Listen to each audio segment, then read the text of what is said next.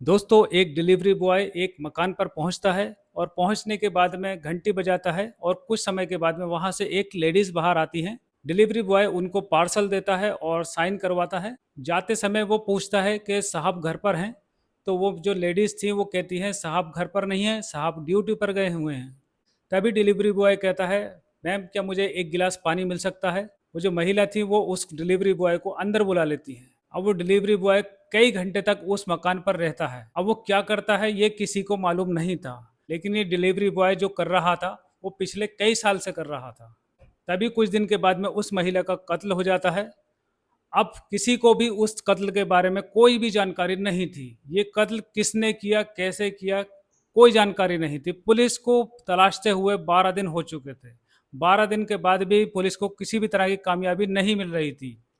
जो उसका पति था महिला का वो भी परेशान था और जो रिश्तेदार थे वो भी परेशान थे और पुलिस भी परेशान थी कि आखिर कातिल है कौन। तभी एक कातिल पकड़ा जाता है। अब कातिल से पुलिस कहती है कि तुमने कत्ल क्यों किया, कैसे किया, कब किया और किस वजह से किया। अब कातिल बहुत ज़्यादा परेशान हो जाता है और वो कहता है कि मुझे ये बता दो कि मैं आखिर पकड़ा कैसे गया, मैंने किसी भी तरह का सबूत नहीं छोड़ा था। दोस्तों, ये एक सच्ची घटना है।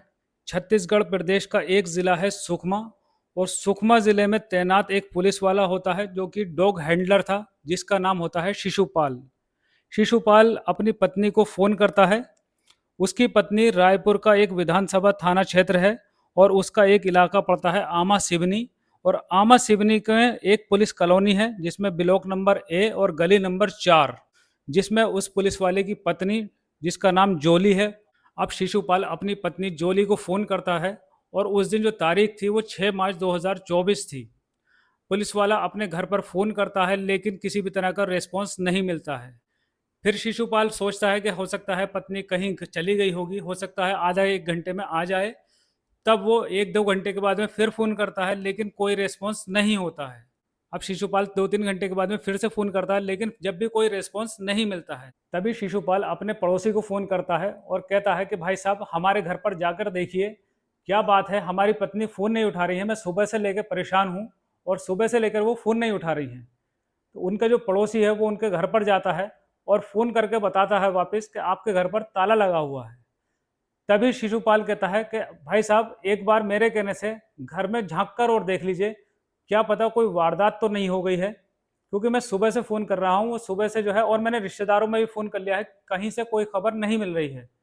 तभी वो पड़ोसी एक खिड़की से झाँक कर देखता है तो उसे खून के छींटे दिखाई देते हैं।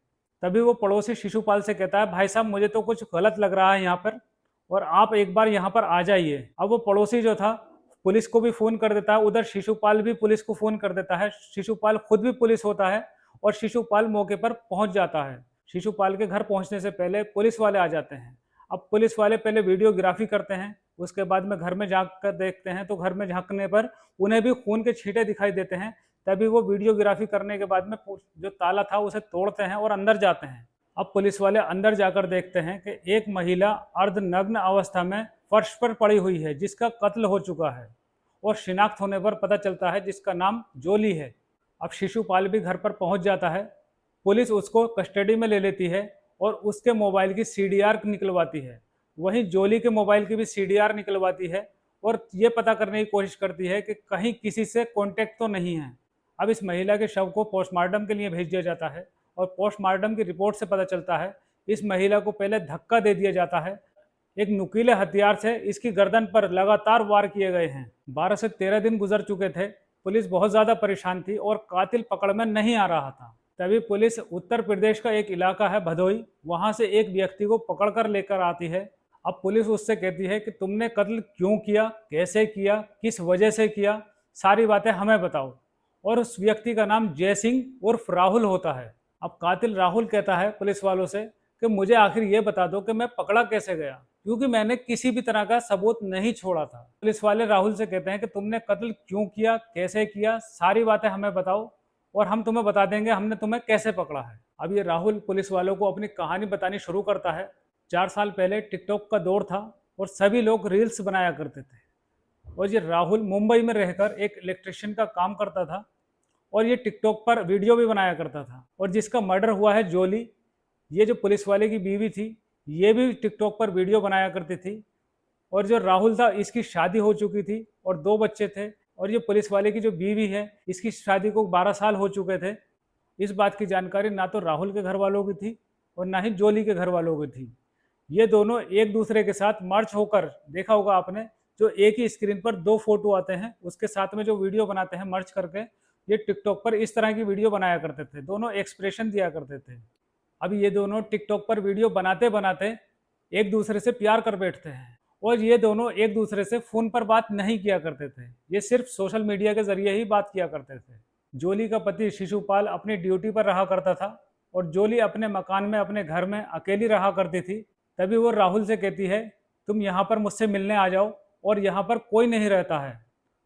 तभी राहुल वहां पर पहुंच जाता है। जोली राहुल को घर पर जब भी बुलाती थी, सीसीटीवी कैमरे को बंद कर दिया करती थी। अब किसी को भी पता नहीं था कि कौन इस घर में जाता है, कौन आता है, क्योंकि डिलीवरी बॉय की ड्रेस पहनकर जाता था और चेहरे पर मास्क लगा लिया करता था, तो किसी को कोई खबर नहीं थी। ऐसा करते हुए 4 साल बीत जाते हैं।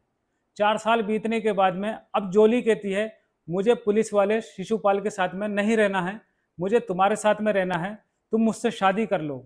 अब राहुल, जिसका परिवार पहले से था, 2 बच्चे भी थे, राहुल नहीं चाहता था कि मैं एक और शादी करूं। अब राहुल फ्लाइट पकड़कर जोली के घर पहुंच जाता है। अब राहुल जोली के घर में अंदर चला जाता है। इन दोनों में कुछ बातें होती हैं। जोली राहुल से कहती है कि मैं तुम्हें फंसवा दूंगी, तुम मेरा जो शोषण है वो 4 साल से करते आ रहे हो, मुझसे शादी कर लो वरना मैं तुम्हें सजा करवा दूंगी। अब राहुल जोली को धक्का देता है। धक्का देने पर उसका जो है सिर है वो दीवार से टकराता है और वो बेहोश सी हो जाती है।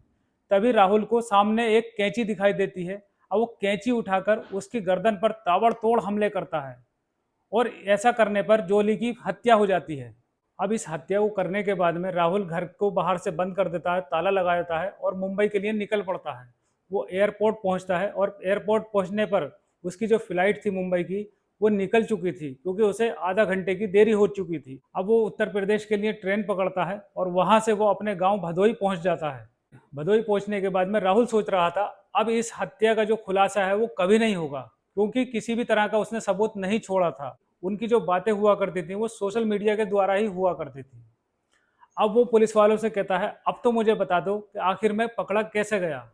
अब पुलिस वाले हंसते हैं और बताते हैं कि कई दिन बीत चुके थे, हमें किसी भी तरह का सुराग नहीं हाथ लग रहा था। तभी हमें उस मकान में एक हवाई जहाज का टिकट दिखाई देता है, जो कि मुंबई से रायपुर के लिए लिया गया था। पुलिस रायपुर के जो हवाई अड्डा है वहां पर पहुंचती है, वहां के सीसीटीवी कैमरे को चेक करती है। कुछ टीम मुंबई के एयरपोर्ट पहुंचती है, वहां के सीसीटीवी कैमरे को चेक करती है और वहां से पता चलता है कि तुम अपने गांव चले गए हो। अब इस तरीके से पुलिस उसे भदोई जाकर पकड़ लेती है। कातिल कितने ही चालाक क्यों ना कोई सबूत वो छोड़ देता है। और पुलिस जब अपनी वाली पा जाती है तो 7 तह में से भी कातिल का पता निकाल लेती है। तो दोस्तों, ये वीडियो आपको कैसी लगी प्लीज़ कमेंट्स करके ज़रूर बताएं और जल्दी से हमारे चैनल को सब्सक्राइब कर लीजिए।